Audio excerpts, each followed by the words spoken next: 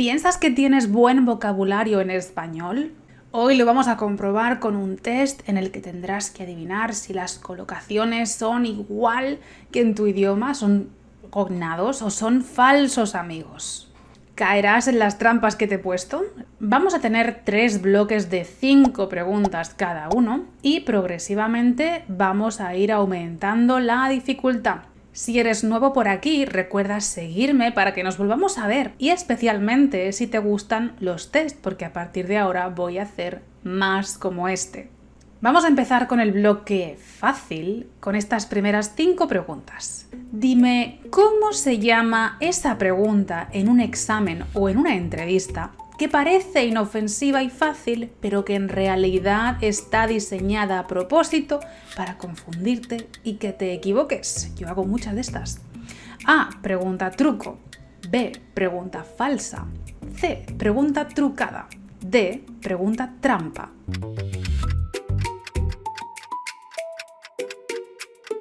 Y la respuesta correcta, que si me sigues desde hace tiempo ya la sabes porque lo digo mucho, es pregunta trampa.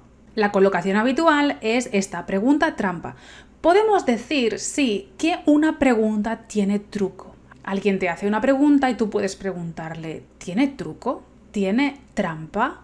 Pero es importante recordar que truco en español también puede significar algo asombroso, algo positivo que nos ayuda mucho, como trucos de limpieza o trucos de magia. E incluso para algo que tiene una forma especial de funcionar que hay que conocer. Por ejemplo, si una cerradura tiene un movimiento especial para abrirse, podemos decir que la cerradura tiene truco. Siguiente pregunta. ¿Cómo se llama esa mentira pequeñita e inofensiva que decimos con buena intención, normalmente para no herir los sentimientos o para evitar un disgusto innecesario? A. Mentira dulce. B. Mentira diminuta. C. Mentira piadosa. D. Mentira blanca.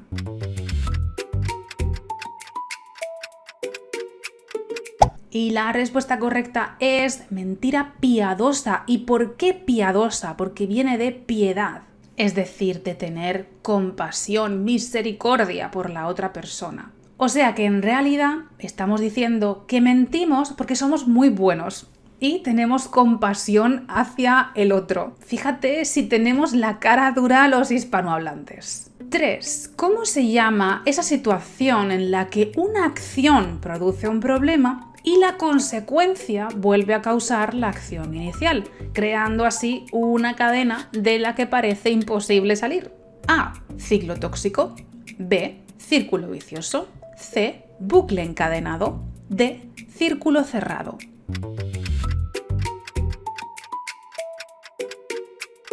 Y la única respuesta correcta en esta pregunta es la C. No, es la B. Círculo vicioso. También es posible decir un bucle infinito, cuando algo se repite y se repite y se repite. Pero la diferencia es que un bucle infinito es un término neutro, no es ni bueno ni malo. Pero un círculo vicioso va a ser comúnmente algo negativo, algo que provoca daño. Y por cierto, antes no lo he dicho, pero puede haber más de una respuesta correcta en alguna de las preguntas. Vamos a por la número 4. ¿Cómo se llama esa reacción normalmente no deseada que te provoca un medicamento o un tratamiento además de curarte? A. Efecto lateral. B. Efecto secundario. C. Efecto de lado. D. Efecto extra.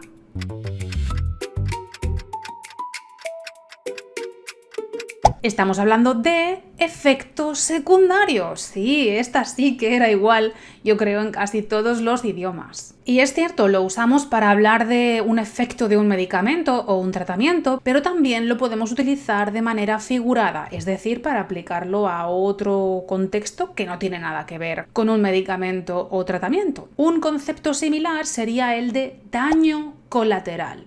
Un daño colateral es un efecto no deseado de una acción principal. Este no tiene nada que ver con medicamentos o tratamientos, sino que es más genérico, pero a veces podemos encontrarlos como sinónimos. Vamos a por la última pregunta del nivel fácil y es ¿cómo se llama esa intuición especial? Esa capacidad de percibir, presentir o adivinar algo que está oculto o que va a ocurrir sin usar la vista, el oído, el olfato, el gusto ni el tacto. A. Instinto mágico. B. Sexta sensación. C. Sexto sentido. D. Intuición asensorial.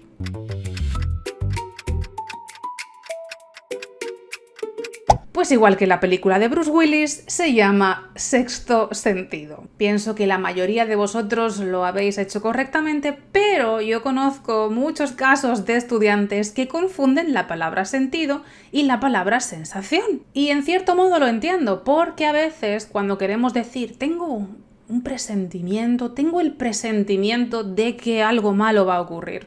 Podemos decir tengo la sensación de que algo malo va a ocurrir. Es algo que sentimos dentro, ¿no? Esa sensación es algo que tú sientes dentro. Puede ser una sensación física, ¿no? Puedes sentir frío, sentir calor, y a eso le llamamos sensación de frío, sensación de calor, pero el sentido es como un órgano que te ayuda a percibir cosas. ¿Se entiende? Espero que sí. ¿Qué te ha parecido esta primera parte? Yo creo que he cumplido y era bastante fácil. Vamos a ir ahora al nivel medio de dificultad. Vamos a por la pregunta 6. ¿Cómo se llama ese momento en el que hay atascos por todas partes y el transporte público está lleno porque todo el mundo entra o sale de trabajar al mismo tiempo? A. Hora punta. B. Hora de bloqueo. C. Momento cumbre. D. Hora prisa.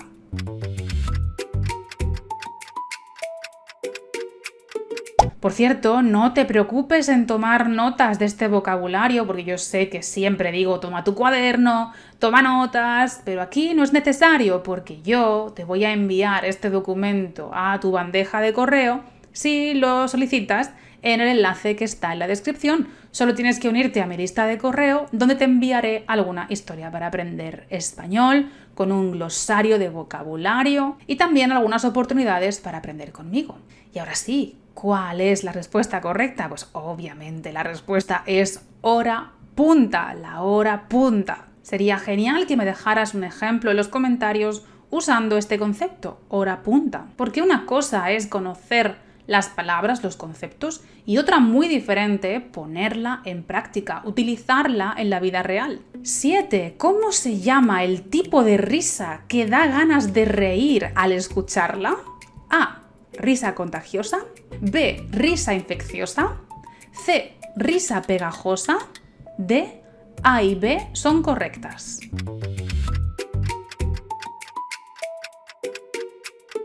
Bueno, sé que aquí he engañado a mucha gente y eso me pone tan feliz, porque la única correcta es la A, risa contagiosa.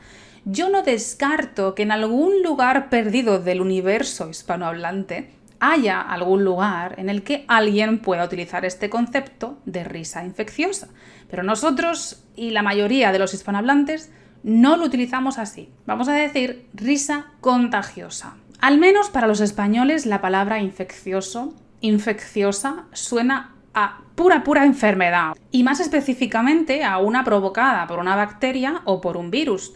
Y las bacterias no necesariamente van a ser contagiosas, o sea, no tiene por qué contagiarse, pegarse a otra persona, pero sí que es infecciosa. Pero es que igualmente nosotros para hablar de algo que se transmite a los demás vamos a hablar de algo contagioso o de contagiar. Es una persona, por ejemplo, decimos, es una persona tan alegre que te contagia su alegría, que te contagia sus ganas de vivir. Su entusiasmo es contagioso. No solamente lo usamos para la risa, que sí es una colocación muy habitual, risa contagiosa, sino que lo usamos para otras cosas, sentimientos, actitudes que se transmiten a otras personas. 8. ¿Cómo se llama esa situación en la que un suceso provoca una serie de consecuencias? A. Efecto en cadena. B. Efecto dominó. C. Reacción cascada. D. Reacción mariposa.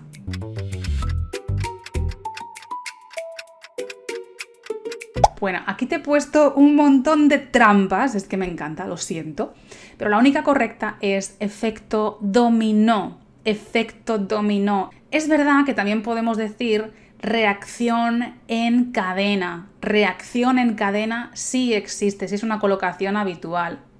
Ocurrió o por eso produjo una reacción en cadena, pero efecto en cadena no es una colocación tan habitual. También existe efecto cascada, pero no reacción cascada. Y también existe el efecto mariposa, pero no la reacción mariposa. ¿Veis lo que he hecho más o menos, no? Vamos a por la pregunta número 9. ¿Cómo se llama la capacidad para mantener la calma absoluta, no dejarse llevar por el pánico y controlar las emociones en una situación de muchísimo estrés, emergencia o peligro? Algo que yo no tengo. A. Cabeza congelada. B. Sangre fría. C. Nervios de hielo. D. Mente de hielo.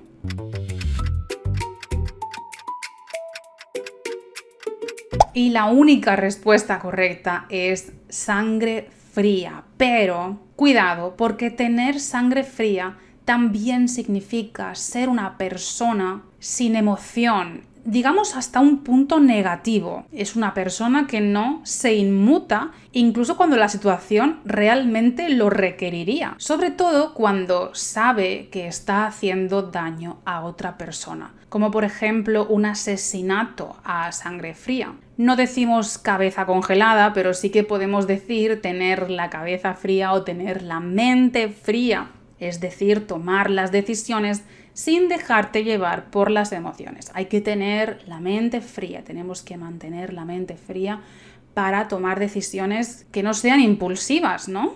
Y también podemos decir tener nervios de acero. Tener nervios de acero, no de hielo, pero sí de acero. Imagino que, claro, el acero también es frío. No sé si por ahí viene la comparación o por la dureza del material, no lo sé. Pero de nuevo es una persona que mantiene la calma, mantiene la función ejecutiva y sus capacidades cognitivas al 100%, incluso en situaciones de máximo estrés. Y vamos a por la última pregunta del nivel intermedio, del nivel medio de dificultad, que es ¿cómo se llama, cómo llamamos a esa noche entera que pasas sin poder dormir nada? La verdad que la pregunta está hecha de manera un poco extraña.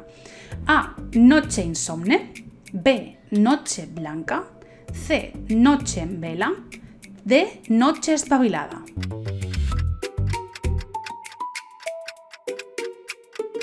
Y la respuesta correcta es noche en vela, la única correcta. Noche blanca no se dice en español, aunque ahora sí que podemos hablar de noche en blanco para la llamada noche de los museos. Creo que es un concepto que vino del francés y que se extendió por toda Europa, y aquí en Sevilla lo seguimos haciendo. De hecho, lo hacen unos amigos míos y se llama noche en blanco. ¿Noche insomne? No. Es verdad que alguien que no duerme es alguien insomne. Alguien que tiene insomnio es insomne, pero no se utiliza como adjetivo para la noche. Y me he reído mucho con lo de noche espabilada, porque estar espabilado es estar despierto, activo, sin rastro de sueño. Pero no, también despabilada. Pero a mí me gusta más espabilada. Y entonces noche en vela, ¿por qué? Pues había varias teorías. Recuerdo que una era justamente que tenía que ver con una vela. Pero luego encontré otra teoría que me gustó mucho más, y es que velar, que viene del latín vigilare, imagino que se pronunciaría así, no lo sé, o vigilia, que es estar despierto con el objetivo de vigilar algo o a alguien. Y parece ser que los caballeros, antes de ser nombrados, pasaban toda la noche de vigilia, o sea, toda la noche en vela. Se supone que para vigilar, para custodiar sus armas. Y es curioso porque en español también tenemos la palabra velar con el significado de quedarnos despiertos con una persona fallecida, que es justamente lo que llamamos velatorio. Así que tiene sentido que sea eso. Este es el final del nivel medio, vamos ahora al nivel difícil. ¿Cómo te está yendo? Espero que estés llevando un registro de tus preguntas correctas, porque lo quiero leer en los comentarios y que me digas en cuáles concretamente te has equivocado. Porque si mucha gente se ha equivocado en la misma pregunta, significará que era una duda muy común.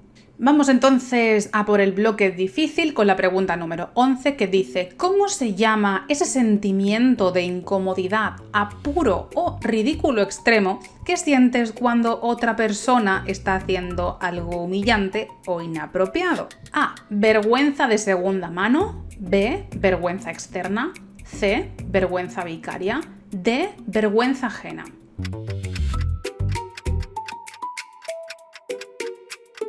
Recordad que os he dicho que en algunas preguntas podía haber varias respuestas correctas, pero aquí no, aquí solo hay una respuesta correcta, que es vergüenza ajena. Ya sabéis que usamos la palabra ajeno, ajena, para referirnos a algo que pertenece a otra persona, algo que no es nuestro. Por ejemplo, si decimos no toques cosas ajenas, que es como decir no toques cosas que no te pertenecen a ti, que pertenecen a otras personas. Pues lo mismo con la vergüenza. Un ejemplo sería decir cuando el jefe se puso a bailar, me dio muchísima vergüenza ajena. ¿Cómo se dice esto en tu idioma? Me interesaría muchísimo saberlo, así que por favor déjalo en los comentarios y sorpréndeme. Por supuesto, por la traducción, porque si no, yo no lo voy a entender. 12. ¿Cómo llamamos en sentido figurado a un problema o una situación de la que parece imposible escapar? A. Calle muerta. B. Callejón ciego. C. Callejón sin salida. D. Final de la calle.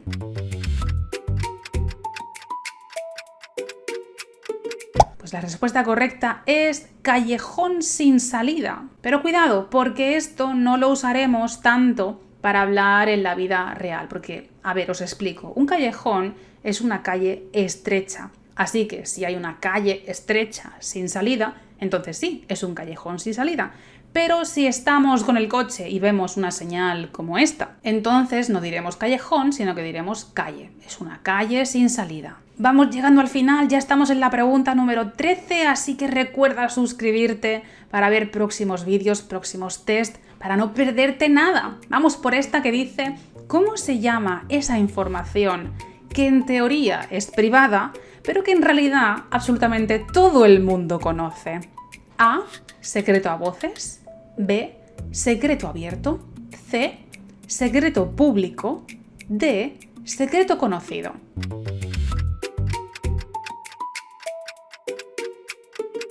Pues la respuesta correcta es la A. Secreto a voces. ¿Y por qué a voces? Pues porque en español, al menos español de España, como siempre digo, dar voces es gritar. Yo digo, no des voces. Es como decir, no grites. Así que un secreto a voces es un secreto gritado, un secreto a gritos. Y os leo un par de ejemplos que os he dejado en el documento que podéis descargar en la descripción. Y dice, que García y López están liados es un secreto a voces en toda la oficina. O era un secreto a voces que la empresa iba a quebrar, pero nadie quería decirlo en alto. Seguimos con la 14. ¿Cómo se llama esa situación en que algo puede ser muy beneficioso, pero al mismo tiempo tiene el riesgo de volverse en tu contra y causarte grandes problemas? A. Espada de doble filo. B. Cuchillo traicionero. C. Espada de dos caras. D. Arma de doble filo.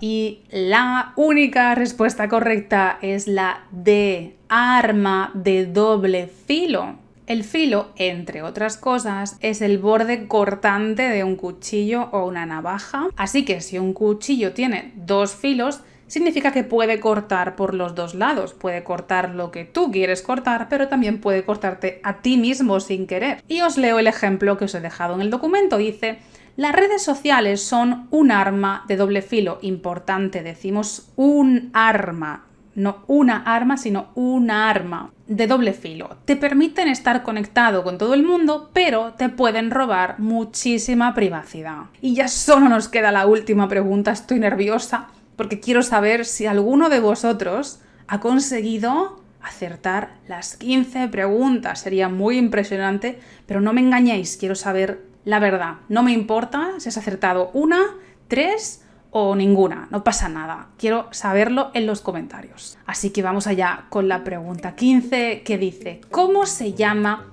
esa zona concreta alrededor de tu coche que no puedes ver a través de los espejos retrovisores y por la que te pueden dar un buen susto al cambiar de carril? A. Punto ciego.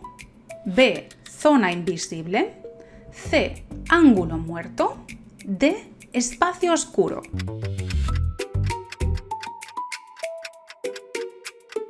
Bueno, aquí he tenido que aceptar dos opciones correctas. Hemos aceptado punto ciego y ángulo muerto, pero tengo que decir que en España la mayoría de veces vamos a decir ángulo muerto para referirnos a esa parte sin visión del coche, esa parte que no podemos ver ni con nuestra vista directa ni con los espejos retrovisores. Porque además un punto ciego solamente solemos usarlo, ya digo, esto es lo que yo creo, mi opinión y lo que yo he oído, es para algo negativo de nosotros que nosotros no vemos, pero los demás sí. Es como un concepto más psicológico que otra cosa. Pero sé que es posible que lo digan así en algunas zonas, en algunas variedades, así que he tenido que ponerlo como correcto, pero yo habría puesto solamente la C, ángulo muerto. Ahora dime en los comentarios cuántas has acertado y si hay alguna que no has acertado, tienes que poner un ejemplo en los comentarios. Esto, además de ayudarte a ti a recordar el vocabulario y a mejorar tu español, me ayuda a mí a hacerle ver a YouTube que este vídeo merece la pena y que se lo puede enseñar a más estudiantes. Os ayudarías un montón a seguir grabando estos vídeos gratuitos. Nada más, te dejo hasta el domingo que viene, te mando un beso y espero que pases una buena semana. ¡Chao!